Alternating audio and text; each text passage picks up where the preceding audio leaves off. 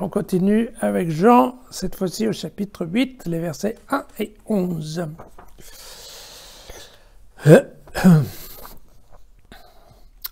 Et Jésus gagna le mont des Oliviers.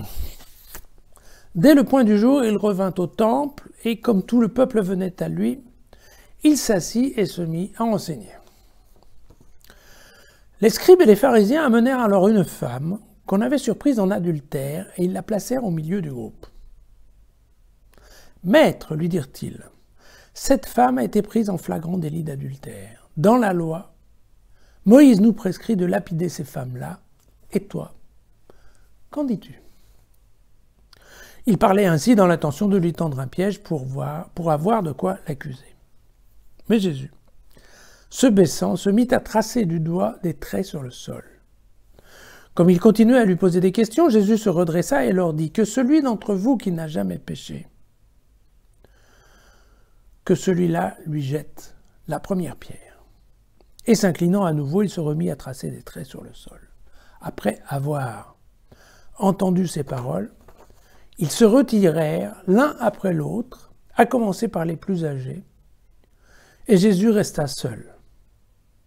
Comme la femme était toujours là, au milieu du cercle, Jésus se redressa et lui dit « Femme, où sont-ils donc? Personne ne t'a condamné ?» Elle répondit « Personne, Seigneur. » Et Jésus lui dit « Moi non plus, je ne te condamne pas. Va, et désormais ne pêche plus. » Voilà, je pense que c'est un sujet qu'on a déjà un peu entendu parfois. Alors, qui paraît assez simple comme ça. Pour un évangile de Jean, c'est un peu praticable. Mais bon. Alors, il faut savoir que, d'abord, et c'est peut-être la raison pour laquelle c'est en effet un peu différent, de nombreux exégètes pensent que ce paragraphe-là, il n'est pas de Jean, en fait. Il n'est pas de l'école johannique, il serait plutôt de Luc, parce que c'est plutôt le style de Luc. Et il aurait été réintégré à l'évangile de Jean seulement à la fin du IIIe siècle. Donc vous voyez, c'est un rajout tardif. Voilà. Ce qui fait que, globalement, on n'a pas tout à fait le même style, et on n'a pas la même confusion, je dirais, d'été. Pour le comprendre, cet évangile, il faut avoir en tête un passage du livre de Daniel, le chapitre 13, qui est en fait aussi un rajout du livre de Daniel qu'on n'a pas dans toutes les versions. Il s'agit de quoi? Il s'agit de l'histoire de Suzanne, qui est la femme de Joachim. C'est une très jolie jeune femme, mariée à un homme riche qui a un jardin, un très beau jardin, et dans le jardin qui est... pendant la journée, les gens peuvent se promener dans le jardin, et il y a là deux vieillards qui passent leur journée dans le jardin à mater, parce qu'il n'y a pas d'autre nom, la jeune femme. Ils font en sorte de rester pris à l'heure où on ferme les portes du jardin, ils font en sorte de rester à l'intérieur du jardin. Évidemment, quand Suzanne décide d'aller se baigner, ils sont là qui se rincent l'œil, et c'est une honte, mais c'est comme ça, ils viennent la voir et lui suggèrent d'avoir des relations sexuelles avec eux, et que si elle n'est pas d'accord, alors en sortant, ils vont l'accuser de l'avoir trouvée en train de faire l'adultère avec un jeune homme. Et ils pensaient que ça allait marcher. Manque de peau, Suzanne refuse absolument. Elle crie, les vieillards s'enfuient, sortent, et les vieillards en effet la dénoncent. Et les vieillards disent à tout le monde, « Ah, on était dans le jardin, et qu'est-ce qu'on a vu? On a vu Suzanne avec un jeune homme en train de... » Bon, voilà. Et évidemment, c'est grave, puisque c'est un adultère pris en flagrant délit. Pris en flagrant délit, ça veut dire qu'il n'y a même pas besoin de jugement, la lapidation est immédiate. Et alors qu'elle va être lapidée, il y a un jeune homme qui s'appelle Daniel qui s'interpose et qui dit « Non, non, ça va pas, écoutez, excusez-moi, mais on ne va pas lapider quand même quelqu'un comme ça, parce qu'il y a deux vieux qui disent que, sans avoir aucune preuve, après tout, où est le jeune homme ? Comment ça se fait que eux aient pu sortir et pas le jeune homme, et donc il convient au minimum de faire un minimum d'enquête et de voir, de croiser les témoignages, de voir. Et donc ils montent en effet un système pour vérifier les témoignages, et là les deux vieux s'en mêlent les pinceaux à propos de l'arbre sous lequel cet adultère se serait passé. Évidemment, ils ne parlent pas du même arbre, et donc bien, le poteau rose est éventé, et donc effectivement Suzanne est sauvée. Et donc, vous voyez, c'est globalement un petit peu la même histoire d'un adultère pris en flagrant délit. Et là, effectivement, la loi condamne. Voilà. Et dans le cas de Daniel, il y a eu le jeune Daniel pour dire non, attendez, du calme les basses. Et là, dans ce cas-là, eh bien, c'est Jésus, voilà, qui s'interpose. Alors Jésus, en fait, ne s'interpose pas. Et c'est important de bien comprendre ça. Et en fait, il y a quelque part une question de mauvaise foi énorme. C'est-à-dire que vraiment, ça sent le piège de tous les côtés, parce qu'en fait, les pharisiens et les scribes qui sont là, c'est pas le tribunal. Ils sont pas en train de juger la femme. Ils viennent, en fait, uniquement pour tester Jésus.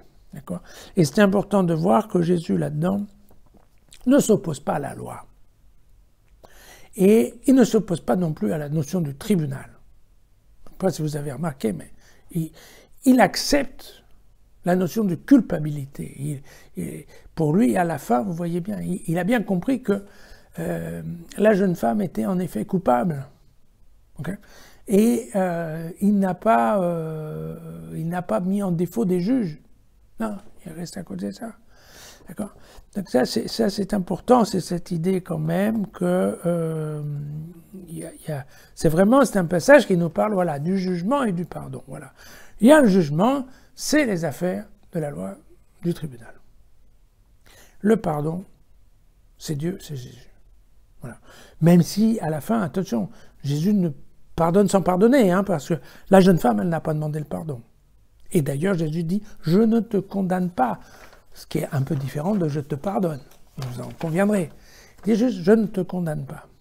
Et donc, c'est vraiment cette notion, voilà, le jugement, fait des hommes, la miséricorde, le pardon, le fait de Dieu.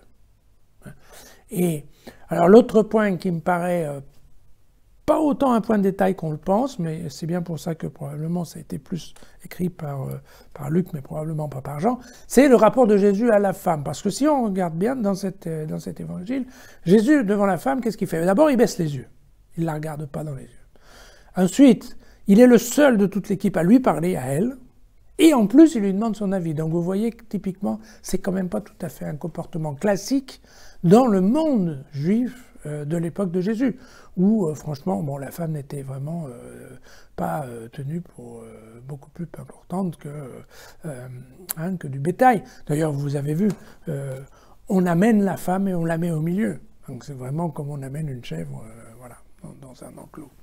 Donc ça nous donnerait une idée d'un Jésus assez différent quand même des autres. Alors, l'important dans le message, c'est ça, c'est que Jean insiste sur l'amour de Dieu, d'accord, l'amour de l'autre, et que la loi de l'amour dépasse la loi des humains.